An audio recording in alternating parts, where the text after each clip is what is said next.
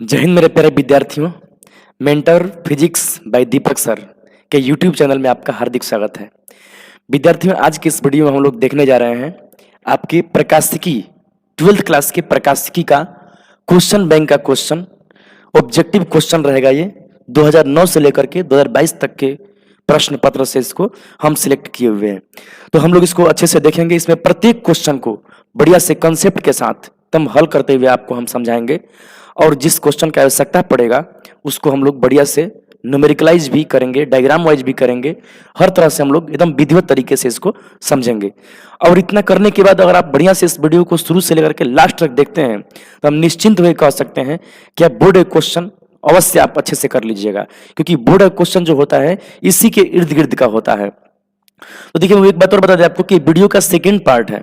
Video का जो first part है आपको हम कुछ समय पहले दिए थे, आप सभी ने उस पर अच्छा सा अपने अपना प्यार दिया हुआ है, आपने लाइक और सब्सक्राइब किया है। इसके लिए हम बहुत तहे दिल से शुक्रगुजार हैं।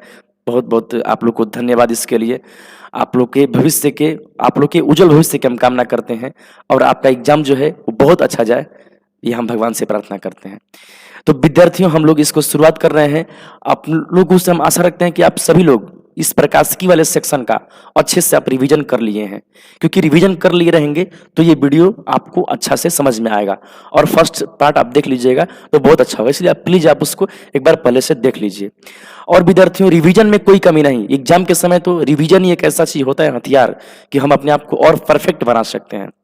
क्योंकि अगर यदि सब सो भी रहे हो, यदि यदि सब सो भी रहे हो तो भी तुझे जाग कर पढ़ना होगा। यदि सब सो भी रहे हो तब भी तुझे जाग कर पढ़ना ही होगा, क्योंकि बड़ा सपना तूने देखा है, उसे पूरा करने के लिए तुझे दिन रात खुद से लड़ना ही होगा। और अपने मंजिल को भुला के जिया तो क्या जिया, अपने मंजिल को भुला के जिया तो क्या जिया, है दम तो उसे पाके दिखा। और लिख दे खून से अपने कामयाबी की कहानी, और बोल उस किस्मत को, है दम तो उसे मिटा के दिखा। तो विद्यार्थियों, हम सभी लोग इसको अच्छे से देखें, अच्छे से काम करें, मेहनत से कभी पीछे ना भागें। और हम सभी लोग इस वीडियो को शुरुआत कर रहे हैं, अच्छे से देखिए, और वीडियो अच्छा लगे तो उसे एक बार लाइक और सब्सक्राइब भी कीजिए। तो चलिए शुरू करते हैं।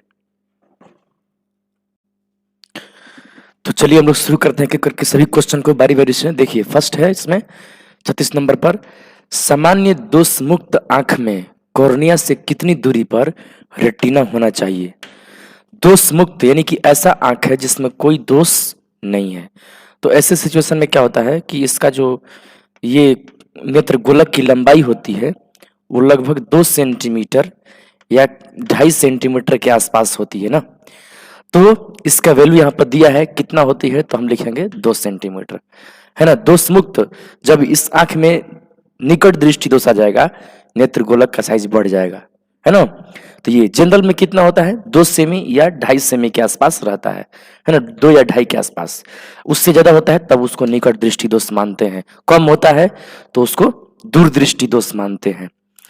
तो ये हो गया ना। और यहीं पर इसमें लेंस रहता है यहाँ पर। तो अगर ये पूछे कि लेंस से रेटिना की दूरी, ये रेटिना है, तो वही लगभग होता है 2 सेंटीमीटर। वही मतलब बहुत, ये दोनों आपस में एक ही जगह पर है, ऐसा हम समझते हैं, ठीक ना। चलिए नेक्स्ट क्वेश्चन में चलते हैं।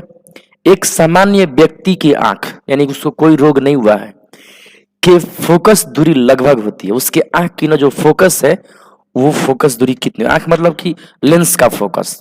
तो देखिए लेंस का फोकस कितना होता है, आप इसी पे देख लीजिए, इसका फोकस दूरी पूछ रहा है, ठीक ना। तो देखिए इसका फोकस दूरी कहाँ होता है, आप ये बताइए कि आप अनंत की वस्तु को देख लेते हैं, सूरज को देख लेते हैं, बिल्कुल देखते हैं, तारों को बिल्कुल देखते हैं। तो हम कह सकते हैं कि कोई भी लेंस अनंत की वस्तु का फोटो कहाँ बनाता है, कोई भी लेंस हो अनंत से आने वाली किरणों को अपने फोकस पर मोड़ता है। एकदम क्लियर, अनंत की वस्तु फोकस पर आता है, तो अनंत की वस्तु को फोकस से मतलब भी कह सकते हैं कि अनंत के प्रतिबिंब फोकस पर बनता है। ये दूरी जो है वो फोकस दूरी भी है, ये अनंत का प्रतिबिंब दूरी भी है, यानी फोकस प्रतिबिंब दूरी सेम। कब, अनंत पर वस्तु है तब, वस्तु कहाँ पर है, अनंत पर है तब। आप जरा यहाँ पर सोचिए, देखिए नेत्र का लेंस का फोकस दूरी पूछा है ना। देखिए जब हम अनंत की वस्तु को देखते हैं तो हम देख लेते हैं, क्यों, क्योंकि लेंस उसका प्रतिबिंब रेटिना पर बनाता है। लेकिन रेटिना पर लेंस क्यों बनाता है? लेंस तो किसी भी अनंत की वस्तु का फोटो अपने फोकस पर बनाता है, यानी कि लेंस का फोकस दूरी और रेटिना की दूरी सेम हो गया, यानी कि लेंस का फोकस दूरी भी 2 सेंटीमीटर हुआ। लेंस की फोकस दूरी कितना हुआ? 2 सेंटीमीटर हुआ। तो देखिए हम लोग इसको ऐसे देख रहे हैं, चलिए हम लोग इसको देख रहे हैं 2 सेंटीमीटर, तो हम लोग इसको कर देंगे 2 सेंटीमीटर, ठीक। ये 2 सेंटीमीटर हम लोग यहाँ पर टिक कर दिए। एक बात और आपको बताते चले, ये फोकस दूरी कभी कभी कम भी होती है ना। कब कम होती है? जब वस्तु पास आता है ना, तो नेत्र लेंस मोटा हो जाता है, और मोटा होने से इसका फोकस घट जाता है। यानी जब वस्तु पास आएगा तो प्रतिबिंब एफ से आगे 2f की तरफ जाने लगेगा, तो 2f हो जाएगा तो ये नेत्र से बाहर न चल जाएगा, इसलिए लेंस अपने फोकस को घटा लेता है। कब घटाता है? जब वस्तु पास आता है, तब ये सब आप लोग पढ़े होंगे क्लास में, ठीक ना। इसमें हम कोई वीडियो आपको बना देंगे, आप अच्छे से इसको ध्यान से देखिएगा। चलिए नेक्स्ट क्वेश्चन हम देखते हैं। नेक्स्ट क्वेश्चन क्या इसमें है? नेक्स्ट क्वेश्चन है, देखिए नेक्स्ट क्वेश्चन, यहाँ पर रात का समय है थोड़ा सा, इसलिए थोड़ा सा दिक्कत हो रही है मच्छर को लेकर के। देखिए एक सामान्य व्यक्ति की आंख की फोकस हो गया। नेक्स्ट क्वेश्चन हम लोग का है, रेटिना पर बनने वाले प्रतिबिंब होते हैं। रेटिना पर बनने वाले प्रतिबिंब होता है ना, तो देखिए अब रेटिना पर जो फोटो बनता है ना, वो हमेशा वास्तविक और उल्टा होता है। वास्तविक और कैसा होता है? उल्टा। देखिए ये नेत्र हो गया, ये उत्तल लेंस होता है, और उत्तल लेंस की फोकस तो आप जान ही गए, और हमेशा हम वस्तु को कहाँ रखते हैं? 25 सेमी से दूर। फोकस इसका 2 हिस्से में ही होता है, आप 25 सेमी से दूर रख रहे हैं तो स्पष्ट है कि फोकस से बाहर वस्तु है। फोकस से बाहर वस्तु को ना उत्तल लेंस जो प्रतिबिंब बनाता है अपने दूसरे साइड में बनाता है, और उसको उल्टा और वास्तविक बनाता है। तो यही इसका आंसर हो गया ना। चलिए नेक्स्ट पे चलते हैं। एक निकट दृष्टि दोष से ग्रसित व्यक्ति स्पष्ट देखने के लिए व्यवहार करता है। एक व्यक्ति है, उसको निकट दृष्टि दोष हुआ है, तो वह स्पष्ट देखने के लिए किस लेंस का उपयोग करेगा, ये पूछा हुआ है। तो देखिए बाबू, निकट दृष्टि दोष जिसको होता है ना, निकट दृष्टि दोष, वो निकट का तो देख लेता है परंतु दूर की वस्तु को नहीं देख पाता है। तो उससे क्या करना पड़ेगा? ऐसा लेंस लगाना होगा कि वो दूर की वस्तु को भी देख सके, मतलब दूर की वस्तु का प्रतिबिंब पास ला सके। तो दूर की वस्तु को पास कौन लाता है? दूर की वस्तु का फोटो पास अवतल लेंस लाता है। अवतल लेंस ना दूर की वस्तु का फोटो पास ला देता है, तो इसलिए इसका उपयोग करते हैं। ऐसे एक ट्रिक है, निकट के लिए ना, निकट के लिए और दूर के लिए दो दृष्टि दोष होता है, निकट और दूर। इसका अतिरिक्त और भी है, लेकिन इन दोनों के लिए हम अभी एक ट्रिक बता रहे हैं आपको। निकट में 3 अक्षर है, दूर में कम अक्षर है, 2 अक्षर है। तो कम अक्षर उत्तल में होता है, उत्तल में। अवतल में तो अधिक अक्षर होता है। अवतल ऐसे मतलब याद करने के लिए है, अवतल में कई अक्षर है। इस तरह से आप याद कर सकते हैं इसको, इस तरह से ये है ना। तो ये है निकट के लिए अवतल लेंस, दूर के लिए उत्तल लेंस होता है, ठीक ना। और अवतल लेंस का हम बता ही दिए, ये पास फोटो को ला देता है, ठीक ना। देखिए नेक्स्ट क्वेश्चन देखते हैं। दूरदृष्टि को दूर करने के लिए प्रयुक्त लेंस होता है। दूरदृष्टि को प्रयुक्त दूर करने के लिए ना उत्तल लेंस लगाते हैं। कौन लगाते हैं? उत्तल लेंस। अभी हम बताएं वहां पर दूरदृष्टि के लिए कौन सा लेंस होता है, तो उत्तल लेंस होता है। उत्तल लेंस क्या करता है? उत्तल लेंस ना निकट की वस्तु का फोटो दूर कर देता है। जैसे कि वस्तु पास में भी रहे ना, तो उसको थोड़ा सा दूरी पर कर देता है, और दूरदृष्टि वाले लोग उसको ना दूर का दिखता है, इसीलिए। चलिए नेक्स्ट क्वेश्चन है, उत्तल लेंस द्वारा निम्नलिखित में कौन सा दृष्टि दोष दूर किया जा सकता है? तो उत्तल लेंस द्वारा कौन सा दृष्टि दोष दूर होता है? वही बात आ गया, उत्तल लेंस द्वारा तो दूरदृष्टि होता ही है, हम अभी देखें तुरंत। उत्तल लेंस ना दूरदृष्टि को ठीक करता है ना। चलिए एकदम अच्छे से देखिएगा। देखिए निकट दृष्टि एवं दूरदृष्टि को दूर करने के लिए क्रमशः किस प्रकृति का लेंस का उपयोग किया जाना चाहिए? तो निकट के लिए और दूर के लिए क्रमशः बताना है ना। तो निकट के लिए अवतल, दूर के लिए उत्तल, तो अवतल उत्तल होना चाहिए। तो ये तो है नहीं, अवतल उत्तल यही होगा, ऑप्शन होगा आपका सही आंसर। बी नंबर हो रहा है, ये तो नहीं है सब, ठीक ना। तो बी नंबर, ठीक ना, कोई दिक्कत? अभी हम इसका आंसर ऊपर में दिए हुए हैं। चलिए नेक्स्ट देखते हैं हम लोग। एक सूक्ष्मदर्शी को 1 इंच की दूरी पर स्थित वस्तु के लिए उपयोग किया जाता है। उपयोग किया जाता है यदि m बराबर 5, यानी कि आवर्धन क्षमता इसका 5 गुना करना है, तो प्रयुक्त लेंस की फोकस दूरी पूछ रहा है ना। तो आइए आपको दिखाते हैं किस तरह से होता है। देखिए सूक्ष्मदर्शी को पहले समझ लीजिए। देखिए सूक्ष्मदर्शी ना सिंगल लेंस से बनता है, एक लेंस से बनता है, ठीक। ये और वो भी लेंस उत्तल लेंस होता है, क्योंकि उत्तल लेंस ही बड़ा करने की क्षमता रखता है। इसका यहाँ पर फोकस होता है, यहाँ पर ये प्रकाशिक केंद्र, ठीक उतने ही दूरी पर पीछे में एक और फोकस होता है ना, इसका 2A भी अपना होता है। अब देखिए वस्तु इसमें कहाँ रखते हैं, बड़ा करना है ना, बड़ा करना है। चाहे डिक्शनरी में देखे होंगे, डिक्शनरी के अक्षरों को इंस्ट्रूमेंट बॉक्स में होता है, उसको बड़ा करके पढ़ना होता है, तो उसको ना अक्षरों के समीप ले जाते हैं। समीप का मतलब कि वस्तु ना एफ और ओ के बीच रहता है इसमें। तो ये प्रतिबिंब कहाँ बनेगा, आप सोचिए प्रतिबिंब कहाँ बनेगा। तो एक ऐसे ले चलते हैं और ये जाएगा फोकस पर। एक ले चलते हैं प्रकाशिक केंद्र से ऐसे, ये दोनों आगे तक कहीं मिल नहीं सकता है, इसीलिए हम इसको पीछे बढ़ाते हैं, पीछे इसको बढ़ाते हैं, इसको भी पीछे बढ़ाते हैं, तो ये यहाँ पर हो गया। तो यहाँ पर इसका प्रतिबिंब बन पाया ना। तो प्रतिबिंब इसमें यहाँ पर बना हुआ है। देखिए सवाल देखते हैं, एक संयुक्त संरचना को एच 1 इंच की दूरी पर अवस्थित वस्तु के लिए उपयोग किया गया है। इसका वस्तु कितना दूरी पे बाबू, तो 1 इंच। 1 इंच, इंच को ऐसे लिखते हैं ना। तो देखिए यहाँ पर यू का मान कितना दिया है आपका, 1 इंच दिया है, सामान्य है इसलिए माइनस लिखेंगे। आवर्धन कितना कहा है, 5 गुना, 5 गुना आवर्धन है ना, काल्पनिक 5 गुना तो प्लस में होता है। और इसमें फोकस निकालना है, तो ये फोकस हम लोग निकालेंगे। तो इसके लिए सूत्र एक होता है, आपको हम बताए थे पिछले वीडियो में, एम बराबर होता है एफ बटे में एफ प्लस यू, ये सूत्र एक होता है लेंस में, ठीक ना। तो इससे बना सकते हैं, चाहे दर्पण सूत्र, आवर्धन सूत्र का उपयोग करके बना सकते हैं, वो उसमें थोड़ा लंबा जाता है, इस तरह थोड़ा आसान पड़ता है, जल्दी बनता है। एम का मान कितना है, 5 है, और एफ का मान तो दिया नहीं है, एफ भी नहीं दिया है, यू का मान -1 दिया, तो प्लस इस तरह से हम करते हैं, -1 कर देते हैं, ये प्लस या माइनस हो जाएगा। तो अब इसको आप हल कर सकते हैं, इसके नीचे कुछ नहीं तो एक मान करके इसको हल कर लेते हैं ना। तो कितना आएगा, 5f क्रॉस मल्टीप्लाई, 5 एकम 5, 1 से f से गुना f, तो ये कितना आपका आ जाएगा 5f, ये f इधर आएगा तो ये घटेगा इसमें से, तो ये हो गया 4f, और ये 5 माइनस में उधर गया तो प्लस में 5 हो गया। तो फाइनल आपका फोकस आ रहा है 5 बटे में 4, यानी कि कह सकते हैं इसको हम लोग 1.25 इंच।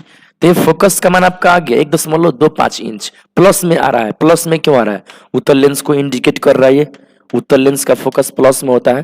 देखिए ऑप्शन देखते हैं 1.25 दिया है, तो यहाँ पर दिया हुआ, थोड़ा सा हम इसमें लिख दिए हैं, यहाँ पर काटकुट हो गया, इसे सी नंबर ऑप्शन आपका सही हो रहा है, ठीक ना, कहीं नहीं दिया है, केवल सी में दिया है ये।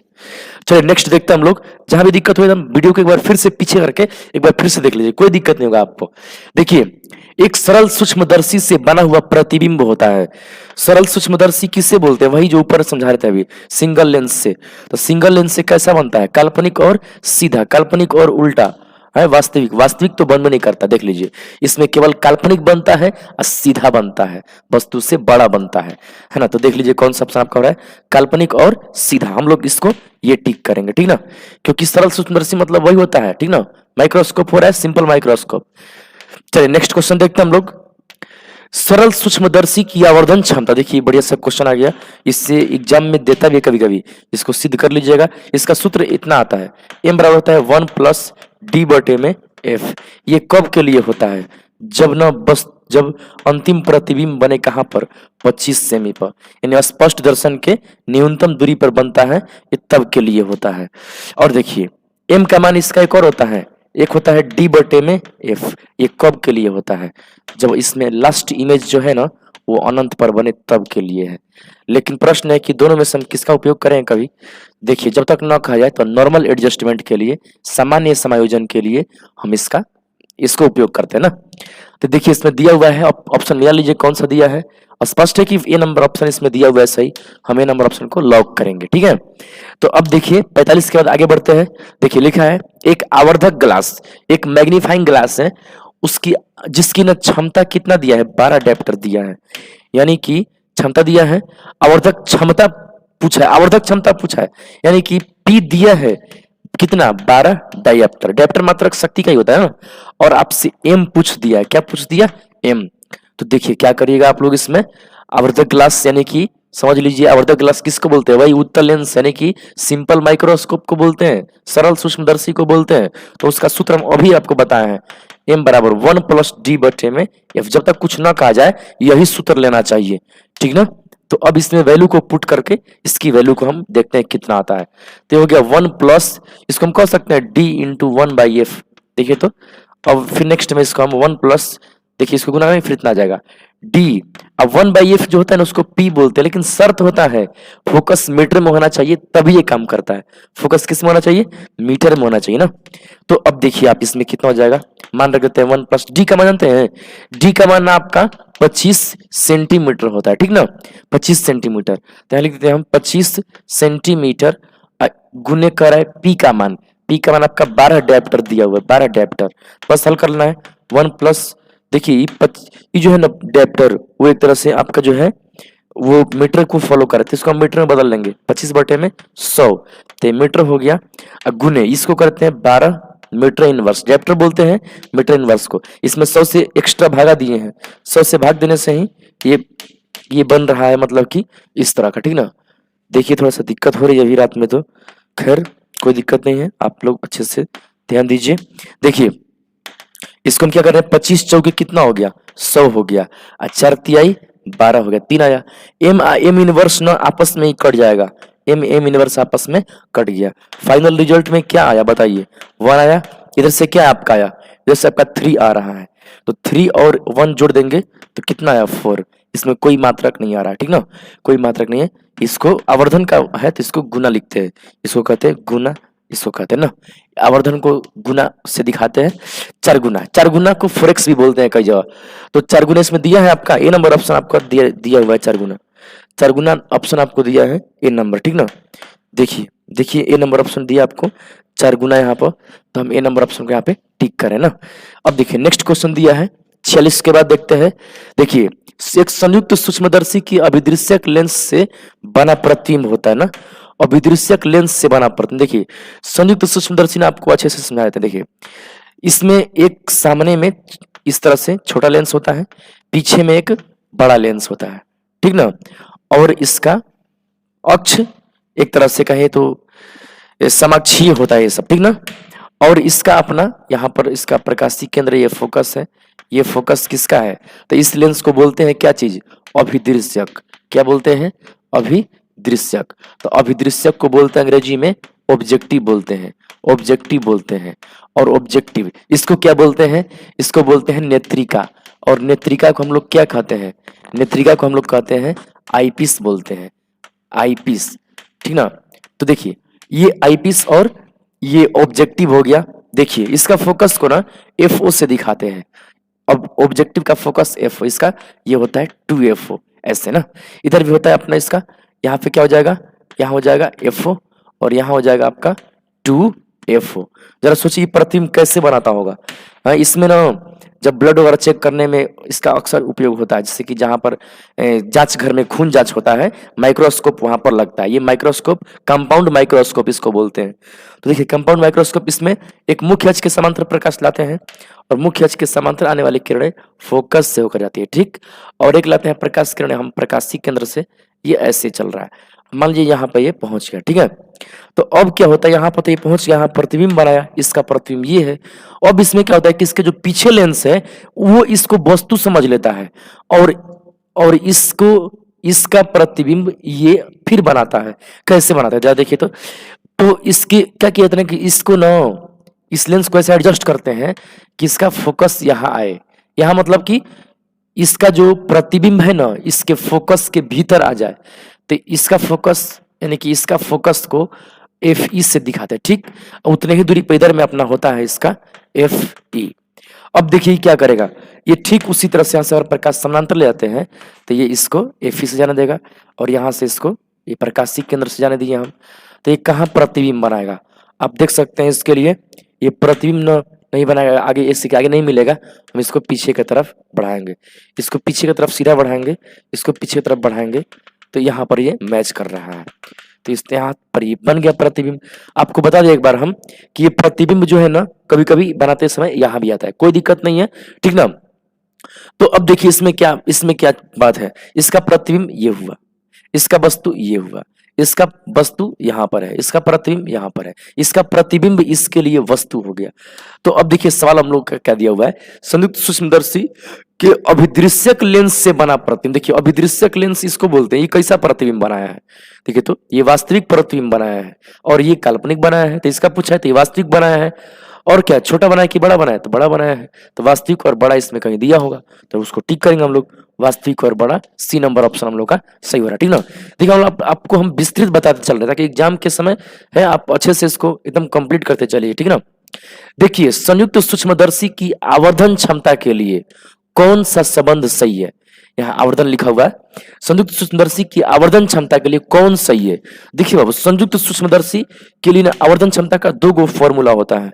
एक होता है इसका m बराबर होता है माइनस में l बटे में F O into 1 plus D बटे में एफ ई होता है। तो लेकिन ये शर्त रहता है जब अंतिम प्रतिबिंब न 25 सेमी पर बनेगा ना तभी के लिए होता है। इसको बनाते वक्त माइनस में ले लेते हैं, है ना। और एक इसका और सूत्र होता है, आवर्धन क्षमता का सूत्र होता है इसमें माइनस में एल बटे में एफ ओ इंटू डी बटे में एफ ई भी होता है। लेकिन ये शर्त है कब काम करता है ये, जब अंतिम प्रतिबिंब अनंत पर बनता है। एक और होता है इसमें वीओ बटे में यूओ करके होता है, इसी का होता है, ठीक है। तो कोई दिक्कत नहीं, अभी हम लोग इस सूत्र से हम लोग देख रहे हैं, यही सूत्र हम लोग को अभी देखना है, यही ऑप्शन में दिया हुआ है। तो देखिए ऑप्शन में इसमें से इस सूत्र को दिया है, ये हम टिक करेंगे। अगर सवाल आ जाए ना तो दोनों में से किसका उपयोग करिएगा, जब तक न कहा जाए तो सामान्य स्थिति के लिए हम इसका उपयोग करते हैं, ठीक ना। तो ये है, जानते हैं आप लोग इसको जो अवश्य सिद्ध कर लीजिएगा, एग्जाम में ये 5 नंबर में पूछता है, तो अवश्य इसको आप लोग बना लीजिएगा। चलिए नेक्स्ट देखते हैं, जब माइक्रोस्कोप के नली की लंबाई बढ़ाई जाती है तो इसकी आवर्धन क्षमता क्या होती है, बढ़ती है घटती है। आप सोच सकते हैं, जरा सा सोचिए, जस्ट यहीं से हम बना सकते हैं इसको, एल बढ़ाओगे एम बढ़ेगा, स्पष्ट है। यानी कि नली की लंबाई बढ़ाएंगे तो आवर्धन क्षमता बढ़ेगा, बढ़ती है, टिक करेंगे हम लोग, यानी कि ए नंबर ऑप्शन। लेकिन पता है एनसीईआरटी में लिखा है कि एल का मान ना बहुत अधिक नहीं बढ़ा सकते हम लोग, क्योंकि एल का मान बढ़ाएंगे तो लेंस की साइज बढ़ाने पड़ेंगे तब जाके काम करेगा ये, है ना। ये छोटे समय के लिए एल बढ़ाने पर एम बढ़ता है, ठीक ना, हमेशा ऐसा नहीं हो सकता। देखिए नेक्स्ट देखते हैं, खगोलीय दूरदर्शक में अंतिम प्रतिबिंब होता है। आइए देखते हैं, खगोलीय दूरदर्शक भी आपको बना देते हैं, ठीक ना। देखिए चलिए खगोलीय दूरदर्शक क्या होता है, सामने का लेंस इसमें बड़ा होता है क्योंकि इसमें वस्तु अनंत होती है, वस्तु अनंत पर होती है। तारे को देखने में काम आता है, तारा कहाँ है, अनंत पर है, चाहे ग्रह अनंत पर है, उन लोगों को देखना है, उन लोगों से बहुत कम प्रकाश आता है पृथ्वी पर, तो उनके अधिक प्रकाश को एकत्र करने के लिए आगे का लेंस बड़ा रहता है, यानी कि इसमें अभिदृश्यक बड़ा रहता है, अभिदृश्यक में इसमें बड़ा रहता है। और ये इसका मुख्य अक्ष हो गया। इसमें ना छोटा होता है क्या चीज, नेत्रिका का साइज ना थोड़ा सा छोटा रहता है इसमें। अब देखिए इसमें कैसे कैसे फोटो बनते हैं, ये हो गया इसका और देखिए इसका ना ये फोकस होता है अपना, है ना, इधर भी उतना ही दूरी पे इधर फोकस इसका अपना बन जाएगा। ये फोकस हो गया, किसका फोकस है, ऑब्जेक्टिव, इसको बोलते हैं ऑब्जेक्टिव लेंस। क्या बोलते हैं इसको, बोलते हैं ऑब्जेक्टिव लेंस, इसको बोलते हैं। थोड़ा सा दिक्कत अभी हो रहा है, भागो। देखिए ऑब्जेक्टिव बोलते हैं, ये ऑब्जेक्टिव हो गया। तो अब देखिए क्या कर रहे हैं हम लोग इसको, इसमें ना वस्तु अनंत पर है तो अनंत से प्रकाश किरणें कैसे आती हैं, परस्पर समानांतर। तो एक हम ला दिए फोकस से, एक और ला दिए हम यहाँ से आपको, ठीक ना। ये दोनों आपस में परस्पर समानांतर खींचना होता है। अब आप बनाते होंगे प्रतिबिंब तो बना सकते हैं, ये तो सीधे चल जाएगा प्रकाश केंद्र वाला, ये ऐसे जाएगा। तो ये फोटो बन रहा है कहाँ पर, फोकस पे। फोटो कहाँ बन रहा है आपका, फोकस पे बन रहा है ना। अब क्या हुआ कि जो नेत्रिका लेंस है, इसको बोलते हैं नेत्रिका लेंस ना उसको अब वस्तु समझता है ना, ये ऑब्जेक्टिव इसको बोलते हैं ऑब्जेक्टिव, ठीक है, इसलिए वो लिख रहा है। इसको आईपीस बोलते हैं, अभी ऊपर के अभी आया था ऊपर में तो हम उसको बताए भी आपको, ये आईपीस बोलते हैं। आईपीस मतलब इसमें आई रहता है, मतलब इसमें नेत्र से देखते हैं।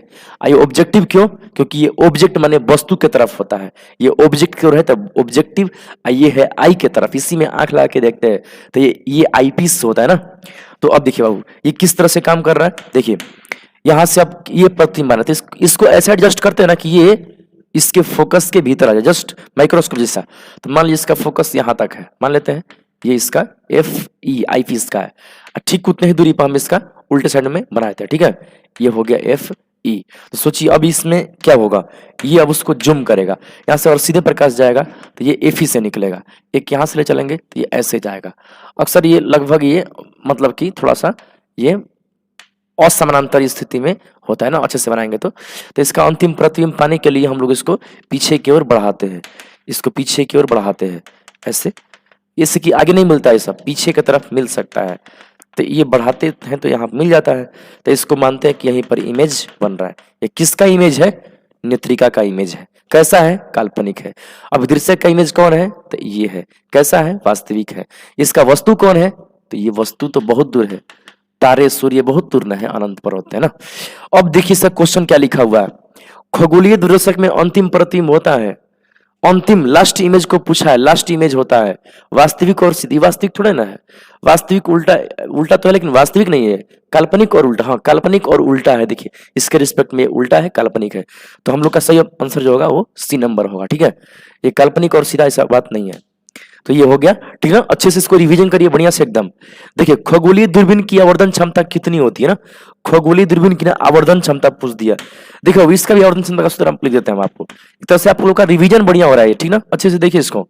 देखिए खगोलीय दूरबीन मतलब कि इसी को बोलते हैं खगोल, मतलब कि आकाशीय पिंड को खगोल बोल सकते हैं, उनको देखते हैं तो वही खगोलीय दूरबीन होता है ना। ऐसे दूरबीन को, यही खगोलीय दूरबीन था ऊपर में, उसका सूत्र होता है आपको माइनस में FO बटे में FE। कब ये काम करता है? जब अंतिम प्रतिबिंब बनता है आपका अनंत पर, तब अनंत पर। अनंत एक और सूत्र होता है, जब अंतिम प्रतिबिंब 25 से बनता है तब माइनस FO बटे में FE इंटू 1 प्लस FE बटे में D, ये इसका एक सूत्र होता है। लेकिन इसका शर्त ये है कि जब अंतिम प्रतिबिंब कहाँ बनता है? 25 सेमी पर, तभी इसका हम लोग उपयोग करते हैं ना। तो देखिए बाबू, इसमें ना आपको ये दोनों सूत्र आप अच्छे से सिद्ध करिएगा, इसको भी एग्जाम में इसको पूछता है। और हाँ, सामान्य समायोजन में ना हम लोग इसका सूत्र लिया करते हैं, ठीक ना। तो देखिए आप देख लीजिए इसमें कौन सा ऑप्शन आपका सही हो रहा है, कौन सा ऑप्शन आपका सही है। डी नंबर आपका सही ऑप्शन है, ठीक है, डी नंबर आपका इसमें सही हो रहा है। नेक्स्ट देखते हैं, सामान्य समायोजन में खगोलीय दूरबीन के नली की लंबाई होती है। खगोलीय दूरबीन के नली की लंबाई का सूत्र, सामान्य समायोजन समझते हैं ना, हम बताए भी सामान्य समायोजन में इसका भी अनंत वाला लेते हैं ना। इसमें नली की लंबाई पूछ रहा है, तो इसमें नली की लंबाई जो होता है, जैसे मान लीजिए कि ये हो गया अभिदृश्यक, ये नेत्रिका, तो इसमें नली की लंबाई कैसे निकालते हैं? सामान्य समायोजन मतलब अंतिम प्रतिबिंब कहाँ बनेगा बताइए? अनंत पर। यही सामान्य स्थिति है, अनंत पर प्रतिबिंब बनेगा। तो बताइए ये प्रतिबिंब अनंत पर कब बनाएगा? ये अपना प्रतिबिंब अनंत पर कब भेजेगा? जब इसका वस्तु जो है ना, इसका जो वस्तु है वो इसके फोकस पर है, तो ये इसका फोकस होता है। यहाँ पे फोकस है पे, इसके फोकस पर ही ये वस्तु है। लेकिन ये वस्तु है इसके लिए, तो इसका प्रतिबिंब है, इसके प्रतिबिंब है ऑब्जेक्टिव का। तो ये तो अनंत से अनंत, इसके लिए तो वस्तु अनंत पर है, तो ये प्रतिबिंब फोकस में बनाएगा। तो ये स्थान ऐसा होता है ना कि यही स्थान इसका फोकस भी होता है, यानी कि इसका भी फोकस यही हो गया, यानी कि ये यही है क्या चीज? FOV। एक स्थान FE भी है, FO भी है, तो कुल ऐसे देखा जाए तो इसको बोलते हैं क्या चीज? FO। इसको बोलते हैं क्या चीज? FE। नली की लंबाई का मतलब दोनों लेंसों की दूरी होता है, तो दोनों को जोड़ लेना है, FO प्लस FE होगा। स्पष्ट है, FO प्लस FE, यानी कि हम ए नंबर ऑप्शन को यहाँ पे टिक करेंगे ना। एकदम कन्फर्म रहिए, एकदम बढ़िया से देखिए, कोई दिक्कत नहीं, समय लगे लेकिन एकदम कन्फर्म रहिए आप लोग, ठीक ना। बढ़िया से देखिए, खगोलीय दूरदर्शी के लिए निम्न में कौन सही है? खगोलीय दूरदर्शी के लिए निम्न में कौन सही है ना। तो देखिए उसमें ना m का मान होता है माइनस में FO बटे में FE। हर कोई चाहता है कि इसका आवर्धन ज्यादा हो, हम तारे को अधिक बड़ा करके देखें, तारे पर पानी खोज लें, तारे पर हर चीज खोज सकते हैं ना। तो देखिए बड़ा कब होगा m बताइए? जब FE छोटा रहेगा, FO बड़ा रहेगा, FO बड़ा रहेगा, FE छोटा रहेगा, FO बड़ा रहेगा। तो यही तो ऑप्शन आपका सही हो रहा है, ये ऑप्शन आपका सही है, FO बड़ा होना चाहिए। ये सब आप देख सकते हैं गलत ऑप्शन है, सही नहीं है, ये आपका सही है। FO बड़ा होना चाहिए किससे? FE से, तभी m का मान अधिक आएगा, अधिक गुना बड़ा करेगा ना। चलिए नेक्स्ट देखते हैं, किसी प्रिज्म पर एक वर्णी प्रकाश के आपतित होने पर निम्न में कौन सी घटना होती है? देखिए बाबू, देखिए अच्छे से समझिएगा इसको।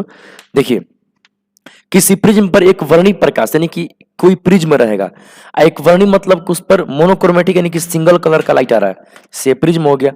इस पर लाइट आ रहा है सिंगल कलर का, सिंगल कलर का मतलब मान लीजिए रेड है तो केवल रेड ही है। तो अब इसमें कर किसमें क्या क्या वर्ण विक्षेपण कहां से होगा भाई? ए नंबर वर्ण विक्षेपण, सिंगल कलर है तो सिंगल ही रह जाएगा।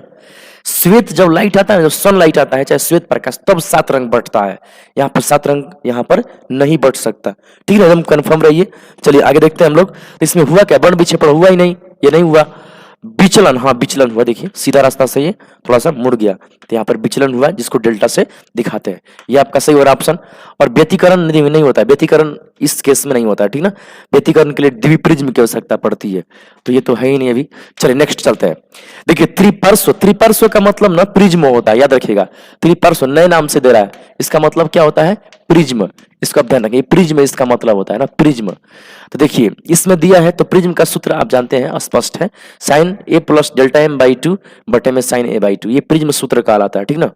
और इसके प्रिज्म सूत्र में ये ऑप्शन आपका बी नंबर दिया हुआ ऑप्शन, यहाँ पर कोई दिक्कत नहीं है, आप स्पष्ट एकदम देख लीजिए, ठीक ना। ए और बी दो ऑप्शन आपको यहाँ पर दिख रहे हैं, और भी ऑप्शन है शायद यहाँ पर हाइड है या मिटा हुआ है, ठीक ना।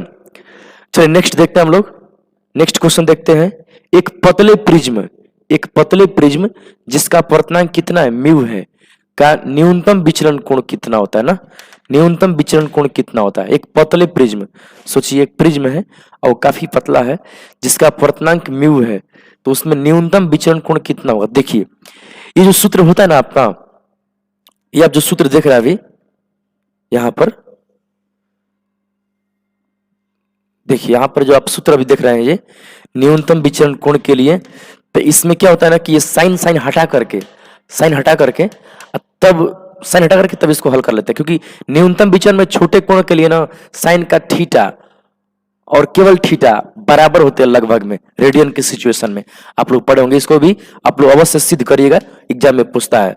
तो इसको साइन साइन हटा दीजिएगा ना, हल करिएगा, तो ये टू टू कट करके कुल हल करके आपका ये ऑप्शन आता है, म्यू माइनस वन इंटू ए, ये आपका बी नंबर ऑप्शन आपका सही होता है इसमें ना, 56 का बी। यही न्यूनतम विचरण के समय न्यूनतम विचरण कोण का ये सूत्र होता है, ठीक ना, विचरण कोण का सूत्र होता है। नेक्स्ट क्वेश्चन देखते हैं हम लोग, कोणीय बर्ण विक्षेपण बराबर होता है ना, कोणीय बर्ण विक्षेपण बराबर यहाँ पर पूछा हुआ है आपसे।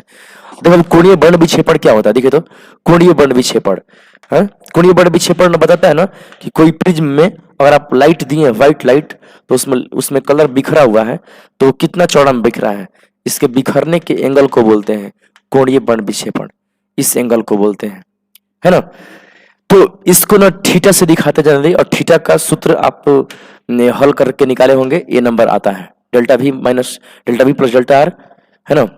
सॉरी गलत यहाँ पर हम अभी टिक कर दिए, आपका होता है mu we minus mu are into a, mu we minus mu are into a, आपका ये नंबर ऑप्शन सही होता है, ये नहीं गलत हो रहा है, ये आपका ऑप्शन इसमें सही है, mu we minus mu are into a, है ना। जानते हैं आप लोग इसको ना थीटा से निकालते हैं लोग, delta we minus delta R ऐसे निकालते हैं लोग, है ना। डेल्टा वी क्यों, डेल्टा वी ज्यादा होता है मुड़ा हुआ, डेल्टा आर कम मुड़ा होता है, इसलिए ऐसा करते हैं ना। तो चलिए 57 हो गया। नेक्स्ट है 58 नंबर क्वेश्चन देखते हैं हम लोग, औसत रंग, औसत रंग यानी कि पीला रंग का अपवर्तनांक के लिए निम्न में कौन सही है। तो आपको बता दें एक बार कि पीला रंग ना ऐसे बिहेव करते, समझ लीजिए इस तरह से है, ये व्हाइट लाइट मान लीजिए है, तो इसमें व्हाइट लाइट में ना रेड कलर ऊपर आता है और वायलेट कलर नीचे, और बीच में आता है कौन सा, येलो कलर, ठीक ना, लगभग बीच में होता है, ठीक ना। तो अपवर्तनांक के दृष्टिकोण से देखा गया ना, तो ऐसा मिला कि जो अपवर्तनांक यानी कि जो म्यू है येलो कलर के लिए, वो म्यू रेड के लिए और म्यू वायलेट के लिए का औसत कर देते हैं, तो ये आता है ना, ये सूत्र पाया गया है। प्रिज्म का अपवर्तनांक जो होता है रेड के, सॉरी ये पीला कलर के लिए, वो रेड कलर के लिए अपवर्तनांक और बैगनी के अपवर्तनांक का औसत के बराबर उसको मतलब देखा गया, ठीक है। कैलकुलेशन में हम लोग देखते हैं उसको। चलिए नेक्स्ट क्वेश्चन हम लोग का है 59, बर्ण विक्षेपण क्षमता के लिए निम्न में कौन संबंध सही है। बर्ण विक्षेपण क्षमता पता है ना, ओमेगा से दिखाते हैं, ओमेगा से, और थीटा बटे में करके होता है डेल्टा वाई करके होता है, इसको लोग बनाते हैं तो यही आता है रिजल्ट आपका mu we minus mu are into mu Y minus 1, ये सूत्र आपका आता है, ठीक ना। अच्छे से ये सब सूत्रों को एक बार अवश्य सिद्ध कर लिया कीजिए, ठीक ना। देखिए प्रकाश के कणिका सिद्धांत के प्रतिपादक थे। देखिए अब यहां से न तरंग प्रकाशिकी का क्वेश्चन शुरू हो रहा है। तो कणिका सिद्धांत में न्यूटन बताए थे, कौन बताए थे, न्यूटन, इस पर पुस्तक लिख दिए थे। इनसे पहले न दकार्ते नामक वैज्ञानिक बताए थे, दकार्ते ही बताए थे कि प्रकाश कण है। उन्हीं के बाद को न्यूटन साहब थोड़ा सा आगे बढ़ाए थे, ठीक है। देखिए प्रकाश के रंग का क्या कारण है, प्रकाश आखिर मतलब कि रंगीन दिखता है तो किस वजह से, तो दो वजह होता है, आवृत्ति और तरंगदैर्ध्य दोनों होता है। तो इसमें आप देख सकते हैं कि इसमें क्या दिया हुआ है, ऑप्शन में आवृत्ति दिया है, कला दिया है, आयाम और वेग, तो हम लोग आवृत्ति को इसमें टिक करेंगे ना, आवृत्ति दिया है इसमें। तो चलिए नेक्स्ट देखते हैं हम लोग, हाइगेंस के अनुसार प्रकाश की तरंगे होती है। तो हाइगेंस वैज्ञानिक थे, वो बताए ना कि प्रकाश जो है वो तरंग है, पहली बार मतलब वो बताए थे प्रकाश तरंग, उनको बहुत सारा सामाजिक विरोध भी झेलना पड़ा था इसके लिए। खैर वो अपने बातों को सिद्ध करते गए और वो ये मान के सिद्ध करते थे कि प्रकाश एक यांत्रिक अनुप्रस्थ तरंग है। बाद में आगे चल के पता चला था, मैक्सवेल कई मतलब कि कई वर्षों के बाद आए थे, लगभग 100 वर्षों के बाद, है ना, तो वो बताए थे कि प्रकाश विद्युत चुंबकीय तरंग है, लेकिन हाइगेंस के समय यही मान्यता थी। ठीक ना, तो ये हो गया। चलिए नेक्स्ट क्वेश्चन देखते हैं हम लोग। नेक्स्ट क्वेश्चन है, किसी बिंदुवत स्रोत से परिमित दूरी पर तरंगाग्र होता है। बिंदुवत मतलब कि कोई ऐसा प्रकाश का स्रोत है जो बिंदु के रूप में है। तो बिंदुवत प्रकाश स्रोत के लिए, बिंदुवत स्रोत के लिए ये पूछ रहे तरंगाग्र कैसा होता है। देखो जब बिंदुवत होता है ना, तो यहाँ से ना प्रकाश जो है चारों तरफ निकलता है, ऊपर भी, नीचे भी, साइड भी। यानी कि हम जब कोई बिंदु वस्तु रहेंगे, बिंदु और सूर्य को देखें तो सूर्य से प्रकाश केवल पृथ्वी और नहीं आ रहा है, सूर्य से प्रकाश हर दिशा में फैल रहा है, तो वो एक तरह से गोला का रूप पकड़ लेगा, ये गोला का रूप पकड़ लेगा, यानी कि हर दिशा में ना बढ़ रहा है, ऊपर नीचे साइड सभी तरफ, तो गोलाकार है ना। तरंगाग्र का जो शेप होता है वो बिंदुवत स्रोत के लिए गोला जैसा होता है ना।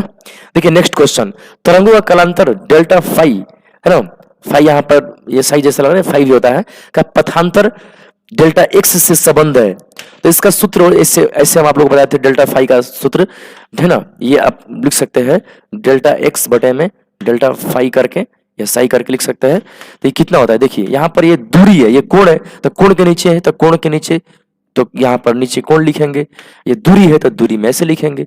तो पूछा है आपसे क्या चीज, कालांतर डेल्टा फाई का पथांतर से संबंध, पथांतर मतलब डेल्टा एक्स से संबंध, तो डेल्टा एक्स से संबंध क्या होगा, लेमडा बटे में 2 पाई, और ये इस साइड में चला जाएगा तो गुणन हो जाएगा डेल्टा फाई, ये इस तरह से हो जाएगा।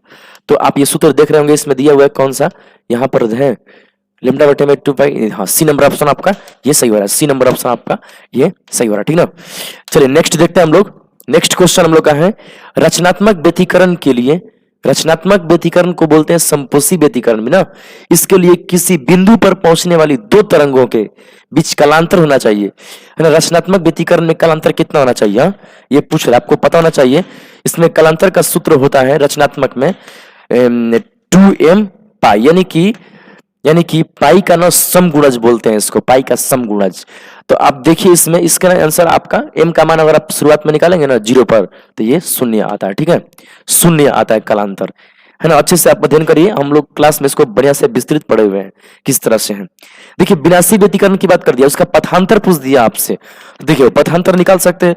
अभी हम एक सूत्र बताएं पथांतर का, डेल्टा एक्स होता है लेमडा बटे में 2 पाई आई इंटू डेल्टा फाई, तो अभी निकल जाएगा लेमडा बटे में 2 पाई, और सम देखिए विनाशी के लिए ना डेल्टा फाई बता दीजिए। तो विनाशी के लिए ना, विनाशी के लिए डेल्टा फाई कितना होता है, तो ये विषम गुणज होता है, विषम गुणज। देखिए 2m + 1 विषम संख्या कहलाता है, इसका पाई का गुणज कर देते हैं। ठीक है, ये क्या चीज का है, ये कालांतर है, दो तरंगों के बीच कालांतर इतना होना चाहिए। फाई का मान यहाँ पर दीजिए, तो 2m + 1 इंटू कितना पाई रखिएगा, तो आपका डेल्टा एक्स मिल जाएगा। तो इसमें कितना मिलेगा, पाई से पाई कट गया। ठीक है, तो कितना बच गया आपका, इसमें आपका बच गया 2m + 1 और लेमडा बटे में 2। आप देख सकते हैं इसमें कौन सा आपका ऑप्शन से हो रहा है, 2m + 1 lambda by 2, 2m + 1 2m + 1 lambda by 2, आपका सी नंबर ऑप्शन यहाँ पर सही होते दिख रहा है। आप देख रहे हैं कि इसमें n लिखा हुआ है, कोई दिक्कत नहीं है, ये तो एक संख्या को दिखाने के लिए अंक है, यहाँ n हो सकता है, m हो सकता है, k हो सकता है, कोई दिक्कत नहीं है। ठीक ना, देखिए नेक्स्ट क्वेश्चन देख रहे हैं, उन दो तरंगों के व्यतिकरण से उत्पन्न अधिकतम परिणामी का आयाम का मान क्या होगा जिससे प्रकट किया। देखिए उन दो तरंग है, व्यतिकरण से उत्पन्न अधिकतम परिणामी आयाम बताना है। दो तरंग है, अब व्यतिकरण कर रहा है और उससे न उसका अधिकतम आयाम कितना बनाएगा, ये पूछ दिया हम लोगों से ना। देखिए बढ़िया क्वेश्चन दिया है, चलिए इसको हम आपको बताते हैं कैसे बनेगा। देखिए सबसे पहले प्रथम समीकरण कितना दिया है पता है, तो प्रथम तरंग के लिए क्या समीकरण दिया है, प्रथम तरंग के लिए समीकरण देखिए, प्रथम तरंग के लिए क्या दिया है आपका y1 आपको दे रखा है कितना 4 sin ओमेगा t। ठीक है, अब देखिए ये हो गया एक। अब देखिए द्वितीय तरंग के लिए हम यहाँ पर लिख रहे हैं, दूसरे तरंग के लिए, तो दूसरे तरंग में क्या दिया है ये, हाँ y2 क्या दिया है आपको, दिया है 3 cos ओमेगा टी। अब देखिए तुलना कैसे हम करेंगे, साइन का cos से कैसे तुलना कर सकते हैं, हमको इसको साइन बनाना होगा, इसके जैसा इसको चेंज करना होगा। तो क्या करेंगे हम, इसको 3 इसको हम साइन में चेंज करेंगे। तो ऐसा करना है, देखिए हम चेंज कर लेते हैं पहले साइन, इसको लिख सकते हैं sine 90 degree plus theta. Sine 90 plus theta कर देते हैं तो क्या आता है cos थीटा।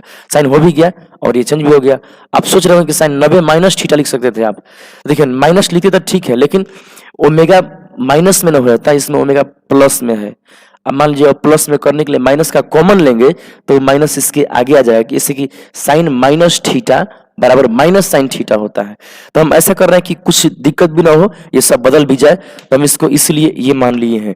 तो इसमें कितना आ गया 3 साइन और इसको लिख सकते हैं ओमेगा टी, इसको लिख देते हैं हम पाई बट्टे में 2। तो इस तरह से आपका ये सेकेंड इक्वेशन बन गया, ये आपका y2 आ गया। तो अब आपको एक इक्वेशन ये आया हुआ है, एक इक्वेशन ये आया हुआ है। और सिर्फ इन दोनों को देखिए, दोनों को केवल देखिए, इसके आयाम को आप नोट कीजिए, तुरंत ये बन जाएगा। इसका आयाम कितना है बताइए, इसका आयाम दिया है 4 फर्स्ट का, इसका आयाम कितना दिया है, b का मान इसमें 3 दिया है। और देखिए कलांतर देखिए, इसका कला ओमेगा टी, इसका कला इतना, कला माने कोण होता है, तो ये तब मिल गया, ये एक्स्ट्रा यानी कि ये कला में बेसी है, इसको कलांतर बोलते हैं, कलाओं में अंतर। तो ये डेल्टा फाई का मान आपका दे दिया यहाँ पर कितना, पाई बट्टे में 2 दे दिया। तो अब आपसे क्या पूछा है, अधिकतम आयाम परिणामी आयाम पूछा है। तो उसका सूत्र होता है r बराबर होता है रूट में a square plus b square plus 2ab cos delta phi होता है। तो डेल्टा फाई का जवाब हम लिख देते हैं पाई बटे में 2। डेल्टा फाई यहाँ लिखेंगे तो थोड़ा सा लंबा स्टेप जा रहा है, हम लिख देते हैं यहाँ पर पाई बटे में 2 लिख देते हैं, ठीक है, सीधे मान बिठा दिए। आप जानते हैं ना कि cos 90 का मान 0 होता है, तो सबको 0 कर देगा। तो फाइनल आपका आएगा रूट में a square plus b square. आप मान रखिएगा ना, तो a का मान आपका मान लीजिए 4 हो गया, 4 स्क्वायर, b का मान आपका 3 हो गया, 3 स्क्वायर। तो ये आपका ना 16 और 9 25 जोड़ेंगे तो फिर ये 5 आ जाएगा। तो फाइनल आपका रिजल्ट इसमें 5 हो रहा है, ठीक ना। तो देखिए तो 5 इसमें दिया, ऑप्शन में 5 इसमें दिया है, हाँ दिया है बिल्कुल, ये बी नंबर ऑप्शन आपका यहाँ पर सही हो रहा है, ठीक ना। ये आपका बी नंबर ऑप्शन यहाँ सही हो रहा है, ठीक ना। देखिए अच्छे से वीडियो में एक बार फिर से आप देख सकते हैं, रिप्ले कर सकते हैं, कोई दिक्कत नहीं है, ठीक ना। देखिए व्यतिकरण की घटना हो सकती है, व्यतिकरण जो होता है ना वो कहाँ पर हो सकता है, व्यतिकरण देखिए तो व्यतिकरण की घटना कहाँ हो सकती है, सभी तरंगों में, अंदर तरंगों में, अनुप्रस्थ में और प्रगामी में। तो देखो व्यतिकरण जो होता है ना वो किसी भी वेव में हो सकता है, व्यतिकरण जो होता है वो किसी भी तरंग में हो सकता है, ठीक ना। देखिए व्यतिकरण ना सभी तरंग में होता है, चाहे वो कुछ भी तरंग हो, कोई दिक्कत नहीं है, सभी तरंग प्रगामी, अप्रगामी, अनुप्रस्थ, अनुदैर्घ्य सभी में होता है व्यतिकरण। देखिए व्यतिकरण समझते हैं ना कि कई तरंगें जब आपस में मिलती है तो मिल करके नई तरंग का निर्माण करती है, तो उसी को हम लोग व्यतिकरण बोलते हैं ना। देखिए नेक्स्ट क्वेश्चन आपको 69, व्यतिकरण फ्रिंज की चौड़ाई होती है, व्यतिकरण फ्रिंज की चौड़ाई स्पष्ट है, ये होता है, ठीक ना। यानी कि बीटा बराबर आपको होता है डी, है ना, ऐसे लोग लिखते हैं, अक्सर लिखते हैं लोग लेमडा डी बटे में डी। फिर आगे पीछे कोई अंतर नहीं, सब वही है। और आपको पता है इसमें कौन क्या है, तो देखिए दो इसमें एक अवरोध होता है, इसमें S1 S2 होता है, यहाँ पर S1 कहलाता है और यहाँ पर S2। यहाँ पर प्रकाश के स्रोत हैं या स्लिट लोग बोलते हैं, स्लिट छिद्र, और इनके बीच की दूरी होती है, इनके स्लिटों के बीच की दूरी डी होती है, यहाँ से यहाँ की दूरी डी, यही यहाँ पर डी अक्षर है। और इससे डी दूरी पर पर्दा होता है, कैपिटल डी दूरी पर ना एक दूसरा अपारदर्शी लेयर होता है, अपारदर्शी। और उसी पर क्या होता है कि यहाँ ये चल के तरंगे, यहाँ से तरंगे चल करके ऐसे यहाँ पर व्यतिकरण करके फ्रिंज का निर्माण करती है। सब सेम वेवलेंथ की, सेम तरंगदैर्घ्य की होती है, हम थोड़ा बड़ा छोटा बना दिए लेकिन ये सेम। यहाँ पर तरंगदैर्घ्य दो शीर्षों के बीच की दूरी होता है लेमडा। देखिए आपको हम बता दिए, अभी इसके आगे ना इसमें क्वेश्चन भी हम कराएंगे, अभी इसी में क्वेश्चन दिया ऑब्जेक्टिव में, तो ये कंसेप्ट आप ध्यान रखिए, है ना। डी क्या होता है, बड़ा डी पर्दों की दूरी, छोटा डी क्या है, स्लिटों की दूरी, लेमडा क्या है, इसमें लगा तरंगदैर्घ्य। अब बीटा क्या है, बीटा ना यहाँ पर जो धब्बे बनते हैं ना, धब्बे, वो ऐसे धब्बे बनते हैं, ब्लैक व्हाइट करके इस तरह से यहाँ पर धब्बे बनते हैं, इस तरह से। ये मान लीजिए ब्लैक हो गया तो व्हाइट, ये ब्लैक ऐसे व्हाइट। तो इसमें ना किसी एक धब्बे की चौड़ाई को बीटा बोलते हैं, या इसकी चौड़ाई को बोलते हैं बीटा, है ना। ब्राइट या डार्क, किसी को भी बीटा बोलते हैं।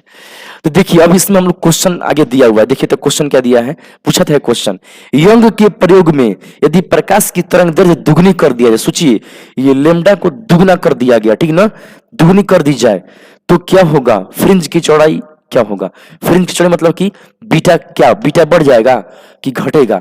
देखिए हम लोग अभी निकाल सकते हैं, बहुत आसान तरीका है। सबसे पहले शुरुआत केस में क्या होता है, बीटा बराबर होता है लेमडा डी बटे में डी, इक्वेशन फर्स्ट। देखिए न्यू केस में क्या होगा, न्यू सिचुएशन में बीटा डैश, तो लेमडा ने इसमें दुगना कर दिया गया 2 लेमडा और डी बटे में डी, तो ये हो गया। तो देखिए बीटा डैश कितना आपका आएगा, बीटा डैश तो 2 इंटू लेमडा डी बटे में डी, लेमडा डी बटे में डी हम कर देते हैं, ठीक है।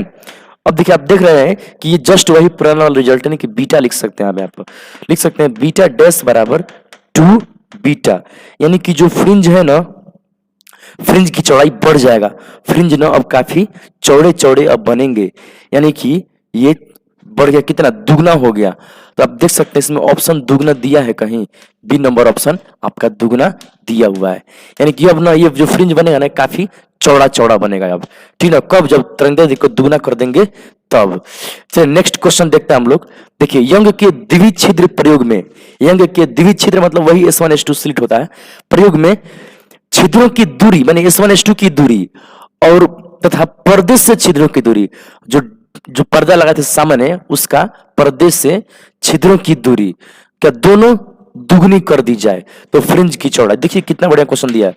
देखिए हम इसको हल करते हैं। फर्स्ट केस में क्या होगा, शुरुआत में हम इसको लिख सकते हैं बीटा बराबर लेमडा डी बटे में डी, लेकिन अब इसको न्यू केस में देखिए, न्यू स्थिति में कह रहा है ना कि नया क्या हो जाएगा, यदि छिद्रों की दूरी और पर्दे से, देखिए क्या क्या पूछा है, छिद्रों की दूरी तथा पर्दे से छिद्रों की दूरी दोनों को दुगनी कर रहा है। छिद्रों की दूरी मतलब S1S2 की दूरी दुगना कर दीजिएगा, दुगना तो डी का मान लिखेंगे 2D। लेमडा तो कुछ नहीं कह रहा है, छोड़ दीजिए इसको। डी के बारे में क्या बोल रहा है, कह रहा है कि छिद्रों से, पर्दे से छिद्रों की दूरी, जो पर्दा था ना, जो पर्दा था जिससे कि ऐसे हो गया, ये दोनों छिद्र है, ये पर्दा था, तब पर्दा भी ना दूरी पर कर दिया गया, कितना 2D, जो पास था उसको दूर कर दिया गया, क्या असर पड़ेगा, देखिए इसको भी 2D कर दिया गया, यानी एक ही साथ इसको भी दुगना कर दिया गया, इसको भी दुगना कर दिया गया, तो भाई फ्रिंज की चौड़ाई पर क्या असर पड़ेगा पूछा है। तो देखिए 2 कट जाएगा, 2 कट जाएगा, देखिए इसी सूत्र से हम इसको बनाया है मान रख करके। तो नेक्स्ट में हम देख रहे हैं कि लेमडा डी बटे में डी, वही रिजल्ट आ रहा है, लेमडा डी बटे में डी आ रहा है, यानी कि इसको तो हम बीटा बोलते हैं, यानी कि हम कह सकते हैं कि जो ये बीटा डैश है वो बराबर है किसके, बीटा के, यानी कि फ्रिंज की चौड़ाई पर ना कोई असर नहीं पड़ेगा, क्योंकि दोनों को बढ़ाया तो आपस में ही मैनेज कर गया, यानी कि क्या कहेंगे, अपरिवर्तित। सी नंबर ऑप्शन को हम लोग यहाँ पर टिक करेंगे ना, सी नंबर ऑप्शन यहाँ पर टिक कर रहा है, मतलब कि अपरिवर्तित रहेगा। देखिए नेक्स्ट क्वेश्चन लिखा है कि यंग के द्विक रेखा छिद्र प्रयोग में स्लिटों के बीच का अंतराल आधा एवं स्लिटों के बीच का अंतराल आधा एवं स्लिट व पर्दे के बीच की दूरी दुगनी करने पर, आप इसे ट्राई कर सकते हैं। देखिए तो एक बार वीडियो रोक करके, छिद्र के प्रयोग में स्लिटों के बीच का अंतराल आधा, स्लिट मतलब वही छिद्रों के बीच का अंतराल आधा कर दिया गया, एवं स्लिट एवं पर्दे के बीच की दूरी दुगनी, स्लिट से पर्दा की दूरी ना दुगनी कर दिया गया, तो फ्रिंज की चौड़ाई। देखिए शुरुआत केस में हम लिखते हैं हम कि बीटा बराबर लेमडा डी बटे में डी, ठीक है, ये फर्स्ट केस में हुआ। लेकिन नए केस में क्या कह रहा है, न्यू केस में कि नया क्या होगा, देखिए लेमडा के बारे में कुछ नहीं होता, लेमडा छोड़ दीजिए, डी जो है ना कह रहा है कि स्लिट व पर्दे के बीच की दूरी दुगनी, ये ना 2D कर रहा है, ठीक। इसका क्या कर रहा है, स्लिटों के बीच का अंतराल आधा, यानी S1S2 का बीच का दूरी ना आधा कर दिया गया, और पास तो D/2 हो जाएंगे। S1S2 पास आ गए, और जो S1S2 से जो D था ना पर्दा, वो थोड़ा सा क्या हो गया, दुगना दूरी पर चला गया। तो पूछा है कि नया रिजल्ट क्या आएगा, तो आप स्पष्ट इसको बना सकते थे, हैं। देखिए तो हम भी बना दिए इसको, 2 दूनी के इसको ऊपर कर देंगे, उल्टा ही है, तो 4 हो गया, लेमडा डी बटे में डी हो गया। तो आप देख सकते हैं इसमें ये बीटा डैश कितना है बाबू आपका, ये 4, इसको तो आप बोलते हैं बीटा, यानी कि क्या रिजल्ट आ रहा है सोच के बताइएगा, ये तो ऐसा रिजल्ट आ रहा है, यानी कह रहे हैं ना कि जो नया जो नया फ्रिंज की चौड़ाई होगा ना, पहले का चौगुना हो जाएगा। फ्रिंज काफी चौड़े हो जाएंगे, चौगुना फ्रिंज हो जाएंगे, यानी कि चार गुना कर सकते हैं। यहाँ पर 4 गुना यहाँ पर दिया है।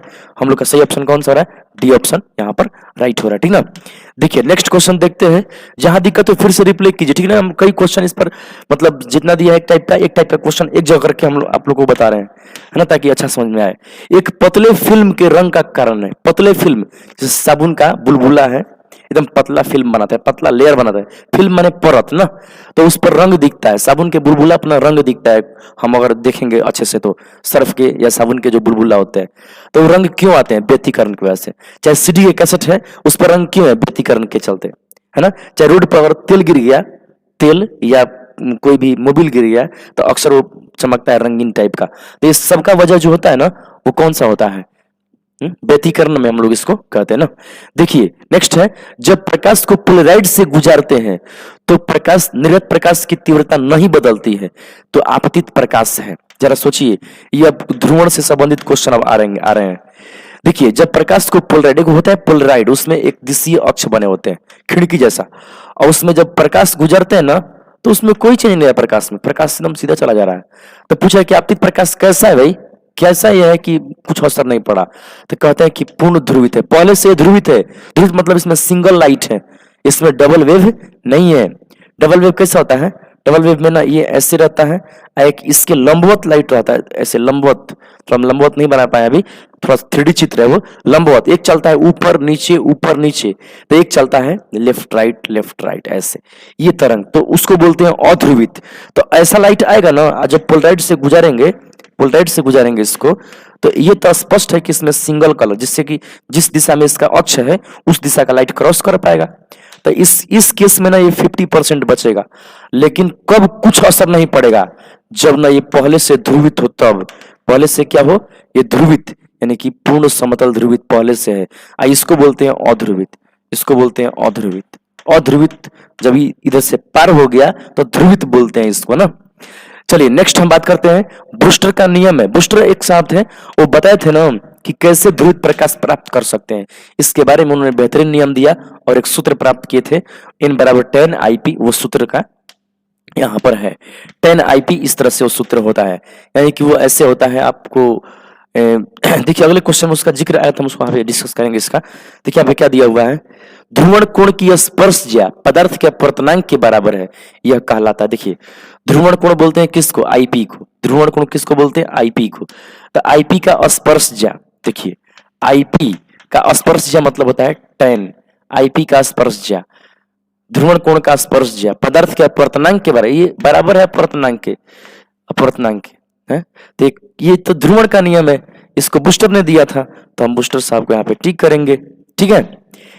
देखिए अभी हम आगे इसके और भी कंसेप्ट देख रहे हैं। देखिए कांच की, देखिए दिख रहा है सबको अच्छे से? थोड़ा सा एक क्वेश्चन को थोड़ा छोटा कर देते हैं।